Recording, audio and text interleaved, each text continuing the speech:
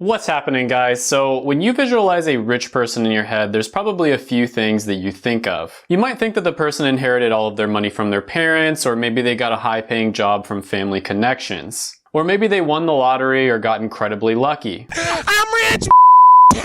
And then the few people that came from nothing and they're self-made got there by being ruthless. Why make trillions when we could make billions? Or maybe they were just in the right place at the right time and they got rich overnight on a lucky investment. What? But when you really look into it, the truth is that statistics show that none of these things are true. And in this video, I'm gonna go over the top 5 ways that people actually become rich. But before we get into that, never forget that the true way to get rich, because it's really good karma, is to always remember to smash the like button. Smash against Spartan Shield. So I did a ton of research for this video. I went over hours and hours of different studies and surveys and all kinds of things to find the 5 most common paths to actually getting rich. And most of this list is based off of the 2 Thomases, Thomas Stanley and Thomas Corley, who have studied the habits of millionaires for decades. And 2 really great books I recommend are Rich Habits, Poor Habits, and The Millionaire Next Door. So number 5 on this list is going to be virtuosos, or top experts in their field. So when I was studying millionaires, this made up about 7% of the overall total amount of self-made millionaires. And this one is a little bit broad, but it basically is made up of people who are at the top of their field in whatever they do. For instance, you could be a knowledge-based virtuoso, such as a doctor, a lawyer, or someone with a PhD. Now this takes a very long time. For instance, becoming a medical doctor will take 8 years of studying, and then usually like a 3 to 7 year long residency. So that's like 15 years of your life before you start making the really good money. If you become a PhD, you're going to have to conduct original research and then defend your research in front of a committee of experts. It's also extremely expensive. A lot of doctors, for instance, will go $300,000 in debt, and they don't start making good money until they get into their mid-30s. So this definitely isn't the path for everyone, but if you're someone who's very book smart, for instance, this might be a really good choice for you. You just need to make sure that you know what you're getting yourself into before you commit to this path. So let's say, for instance, that you decide you want to be a medical doctor. Well, this is one of the best ones on the list just because this is a path that's already been paved. A lot of the other ones on this list, you have a very low chance of success, but when it comes to being a medical doctor, the path has already been paved. You kind of just have to put the time and the work in. And if you're someone who's just very naturally book smart, maybe you have a photographic memory, for instance, you can leverage your natural abilities to make a really good income. This is sort of like the nerdy equivalent of being a professional basketball player if you were born with genetics that are going to make you freakishly athletic and 7 feet tall. It's a tough, expensive, and very long path, but eventually it will lead you to the promised land. Now, the other type of virtuoso that's in this category is more of a skill-based virtuoso. And this is someone who devotes themselves to many years of deliberate practice in order to master a particular skill that a lot of people value. You could say that professional athletes, consultants, and also high-level freelancers could fall under this category. You could also say that authors, artists, or people who are at the top of their field and they write books or manuals on how to get better at whatever they do could fall under this category as well. Basically, anybody that specializes in something that a lot of people are willing to pay good money for. So depending on what you specialize in, this one could take a lot less time than the knowledge-based virtuoso takes because you don't have to go through, 15 years of med school in order to start making money. But on the other hand, it's a lot harder to prove yourself and you don't have the same credentials that you would get in the other path. Overall, I think the virtuoso has the second easiest path to becoming rich out of all the ones that are on this list. But I think the upside isn't as high as most of the other ones, and it'll also take a lot longer. Number 4 on the list is going to be a big company executive. This one comes in at about 18%, and it's all about climbing the corporate ladder. And there is a ton of money to be made in big corporations if you are someone who has the skills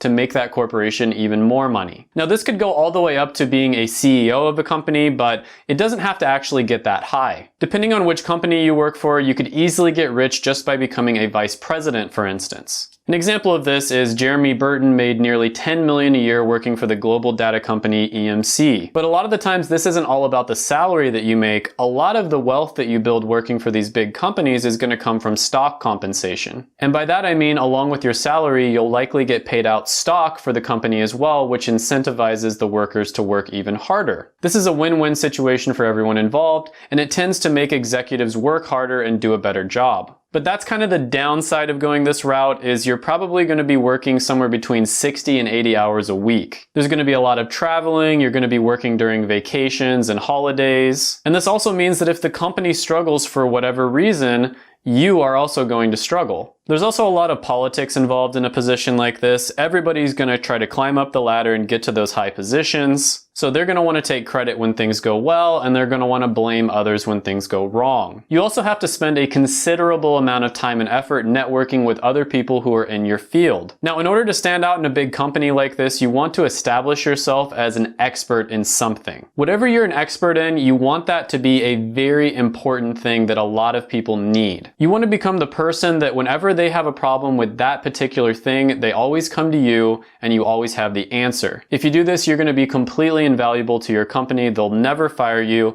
and chances are other companies will probably fight for you as well. Now, on average, this path takes an average of about 22 years to get a net worth of around 3.4 million. That's pretty solid, and it would lead to you being able to retire in your 40s. Overall, I'd say this is probably the second hardest path in order to become wealthy, but I think it's a really good option for certain types of people. Now, you can work for a really big established company. That's probably the best choice, but if you want to, you can also try to work for a startup. That way there's more risk involved, but also chances are there's more reward because they're going to give you more stock equity in the company, and they might even give you a partnership. And this is a really great option for you if you're somewhat business savvy and entrepreneurial, but you're not the type of person that wants to go out on your own. You're someone who enjoys having structure in your life, and you want to be the one that's making some decisions, but you also want other people to kind of point you in the right direction. And this is unlike the next one on the list, which is going to be an entrepreneur, where there's no one telling you what to do. You just have to be self-directed and figure everything out for yourself. Number 3 on the list is going to be a type of entrepreneur, which is going to be the small business entrepreneur. Now, I'm actually going to split this one into 2 different categories. This comes in at about a 51% split with entrepreneurs, meaning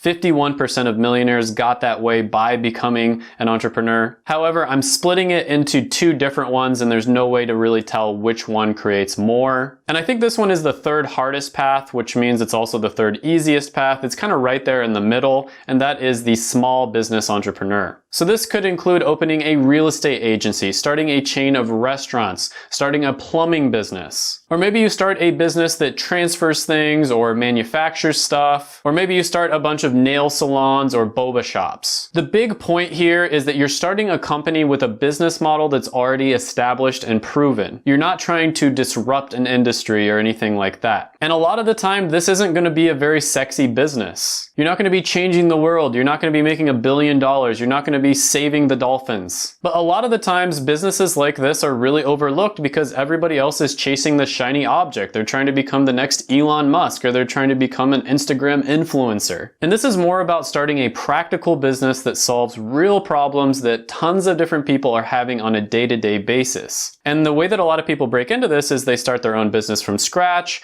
they get a loan in order to start the business, or they buy an existing business. And I think a really great example of this is one of my favorite fast food restaurants, which is In-N-Out. It started off as a small business, just one single shop in Irvine, California, and now it's expanded all across the West Coast. Now, most of the time, small businesses like this are not going to become multi-billion-dollar companies like In-N-Out did, but there's a really good chance that they can become multi-million-dollar companies. Number 2 on the list is going to be the other type of entrepreneur, and again, I'm splitting this into 2, but this comes in at about 51% of total millionaires. This is the second type, which is the dreamer entrepreneur. Now, generally speaking, they're going to have a smaller chance of success than the one we just talked about, but on the other hand, their upside is much higher. If you follow this route, you could potentially make tens if not hundreds of millions of dollars early on in life. But like I said, the chances of success are very low, and even the internet's favorite business icon and meme lord had this to say about starting a business. Starting a company is like eating glass and staring into the abyss. This is without a doubt the most difficult way of getting rich, but it also has the highest upside. This combined with the small business entrepreneur did come in at about 51% of all millionaires on the list,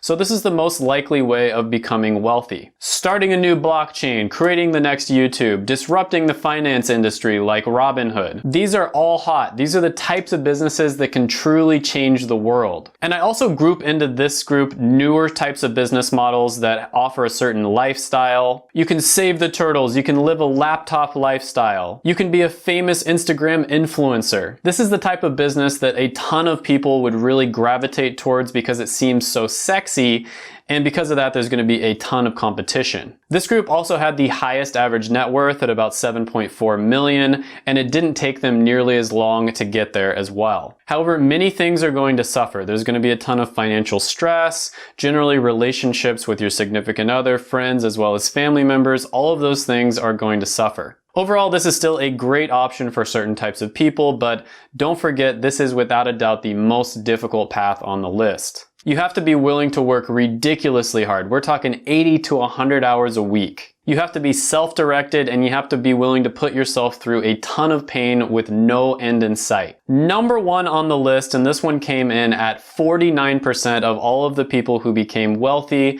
is the saver investor. Now, this one is my favorite one on the entire list because it's not only the easiest one, but it's also the most flexible. And what I mean by that is it's very flexible because it can be paired with any of the other ones on this list. You can become a doctor, a lawyer, and also be a saver investor. You can become a vice president of a company and also be a saver investor. You can also start a small business or a super hot business and at the same time save and invest on the side. And really, there's no excuse to not be in this category because it's the most common path to wealth, it's really easy, and it doesn't limit what you can do in any way. But I recommend diversifying your money across the entire market and not just investing in whatever the hottest stock is. If you open a Roth IRA at 18 years old, for instance, you invest $500 a month. By the time you retire, you're going to have over $3 million.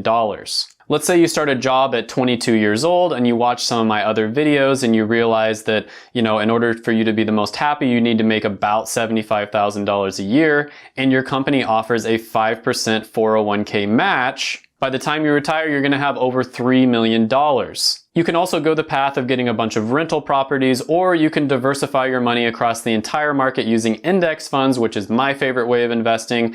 And if you do that, you'll probably retire with over 10 million. And there's so many stories out there of janitors and secretaries getting rich from investing even though they had a low income. And the best thing about this one is literally anyone can do it. It doesn't matter what kind of background you come from or what kind of job you have. It doesn't matter if you're an entrepreneur or maybe you're just kind of a chill, relaxed person that wants to have a 9-to-5 and then come home and do whatever you want. It really doesn't matter. Anyone can build wealth by investing properly. I think you can probably tell that this one is my personal favorite on the list, but go ahead and check out my other videos right here. I made them just for you. Smash the like button, hit the subscribe button, ring the little notification bell, and then comment down below any thoughts on this video or ideas for other videos.